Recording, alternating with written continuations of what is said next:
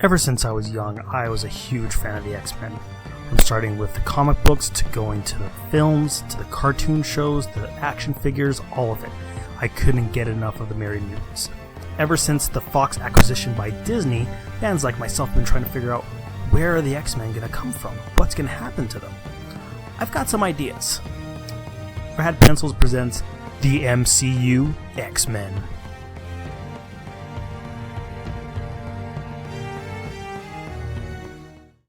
Now that we have an idea of how the Marvel Universe is going to fit with the mutants, let's see who's actually going to be in this Marvel Universe. When choosing my actors, I was going as close to comic accurate as I possibly could. Just because I think it's the safe bet. There's not so much that I want to choose these different roles and gender change or race change anybody. Not because of the controversy that would come in, but I think it's just the easiest way. Because remember, I only have Google and IMDb as my research tools to be able to figure out who could be in these roles and whatever shows I'm watching currently. So I don't have the kind of resources that Marvel and Disney have when it comes to casting, because they have a casting director for that, and they have thousands upon thousands of actors to choose from that probably a lot of us haven't even heard about. So this is, like I said, this is just a fan cast. I'm not trying to press any buttons or cause any kind of controversy. It's just people who I've seen, who I think would fit in the role, that of the characters that I know. Right off the bat, I'm going to say this right now, is that there is no Magneto and no Professor Xavier. They are out. They are not going to be in this first movie. So you're already taking those two main guys out. You're already differentiating yourself from almost every single X-Men movie that's come to the past. So that really sets the bar for how this is going to work out. So I'm going to keep my cast list very short and very precise, because of the story that I'm going to tell in the next video is going to be what the actual movie is going to be. It follows a specific film. So the first member we're going to actually cast today is going to be the first X-Men. We're going to go with Cyclops. This one's a little bit tricky, kind of easy, just because we want someone who can actually hold a movie on his own, who actually skews a little bit young. So my choices for Cyclops are Dacre Montgomery, Taron Egerton, and KJ Apa. So we all know all three of these guys have some genre creds to their name. All three of them are skew young. I think they're probably all in their 20s at least, and they're all leading guys. Like KJ, he's the lead on a show that's super popular, so that takes a lot of discipline and a lot of credit to be able to hold that show together.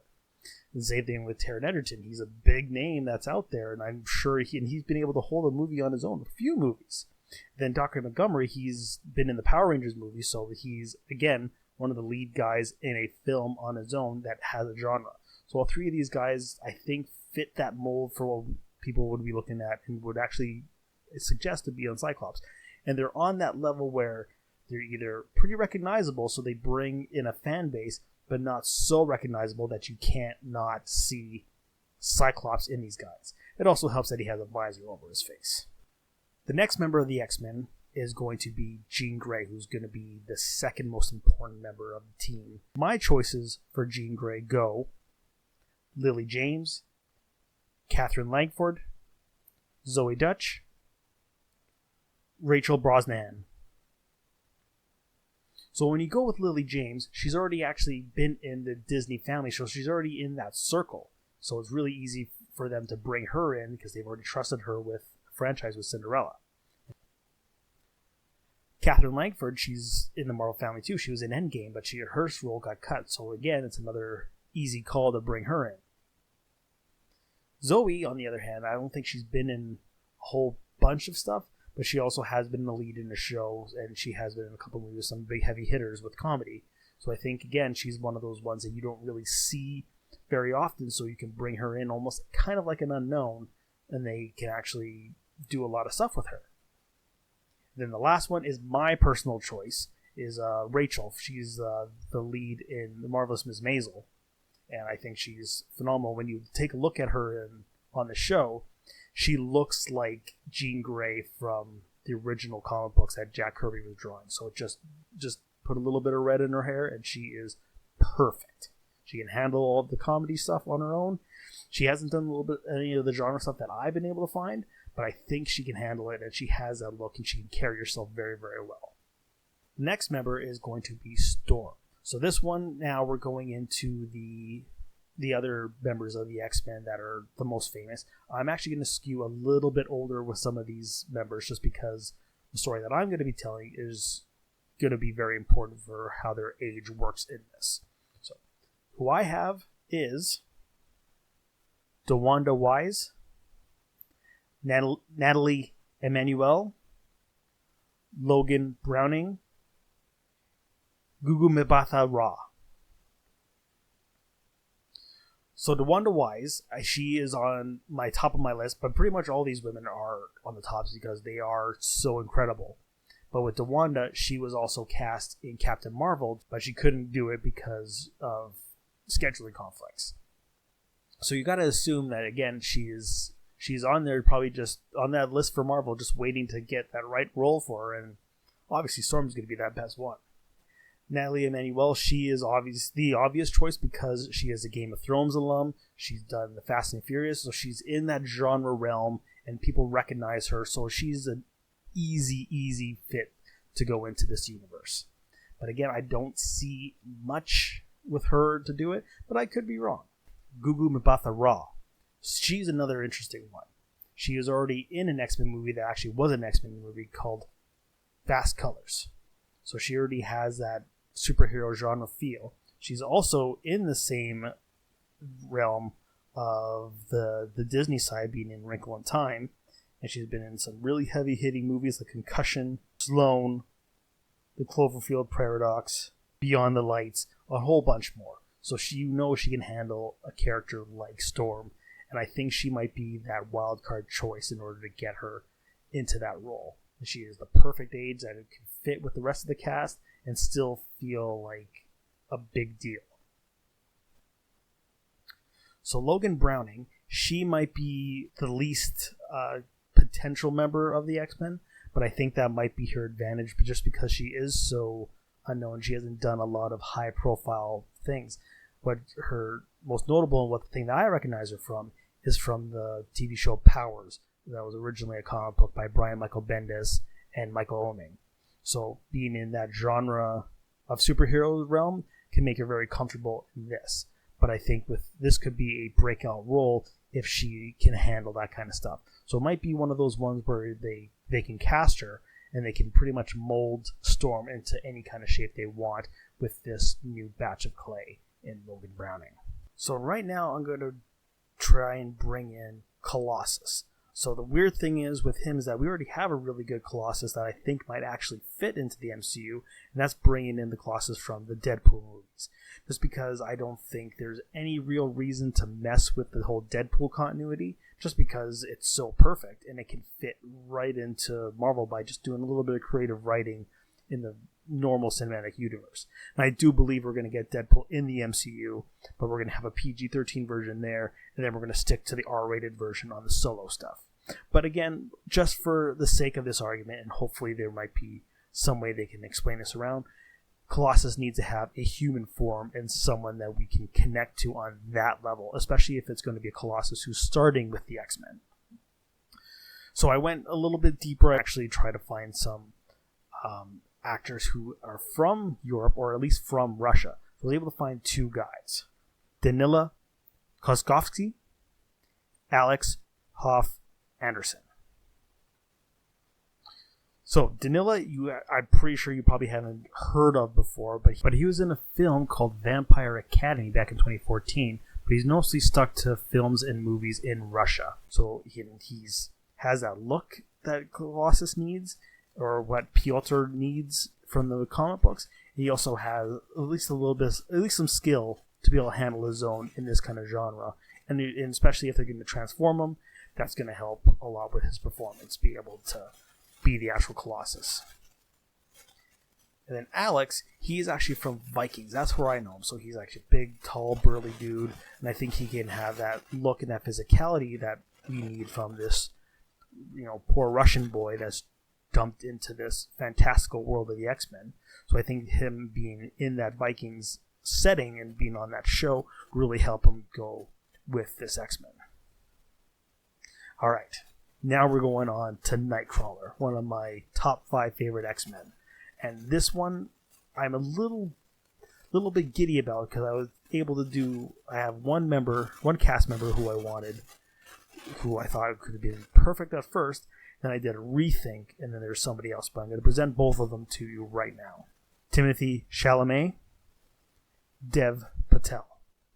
So with Timothy, he's just all over the place with award shows and these fantastic movies. You can't go anywhere and not see this kid's about. He's a heavy hitter. He's getting up there. He's bringing it for every role he has, and he's on pretty much everybody's fan cast to be Nightcrawler just because he has that look, that brooding kind of creepy look that might fit well with being Nightcrawler. And it wouldn't hurt to have a really good actor in that role to be able to portray the demon who with a heart of gold. But then I chose Dev, who you've known from Slumdog Millionaire and a whole bunch of other things. And you're thinking, why would I go with Dev? There's a reason why I go with Dev. Because he's actually, being an Indian actor, he's actually born in London. So he already has this thespian kind of role, and he has that appearance for him. And if you slap on some blue, he actually has proportions and the look of Nightcrawler already ready to go. So that actually might be really, really cool to kind of differentiate from just getting an all-white cast practically and playing around with different ethnicities in order to fit these kinds of roles. Because, yeah, all he has to do is just slap on a German accent and he's Nightcrawler with the blue makeup and you're done. So you have a really good name attached that you wouldn't normally expect, and that can bring a lot of good buzz into this movie. Alright, now we're coming down to my boy, Wolverine.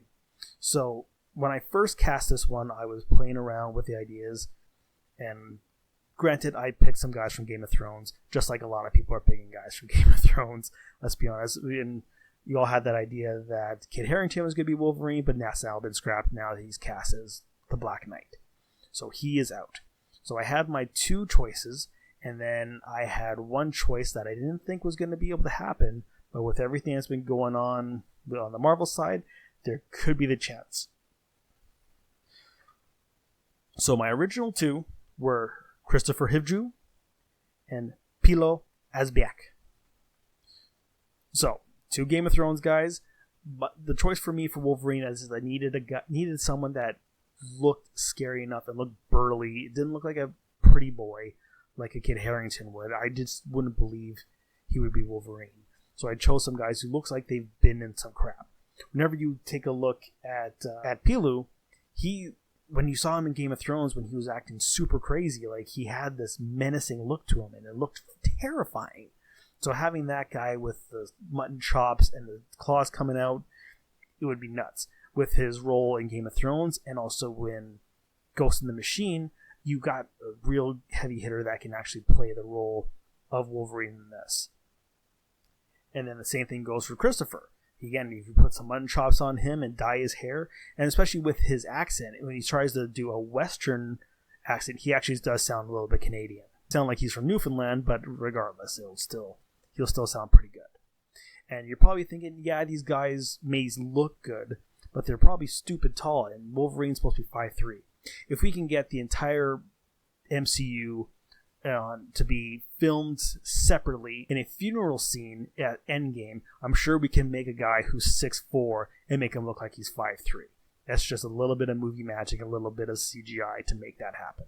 The third choice was my original pick from day one, from years and years ago, that I thought this guy is gonna be the guy.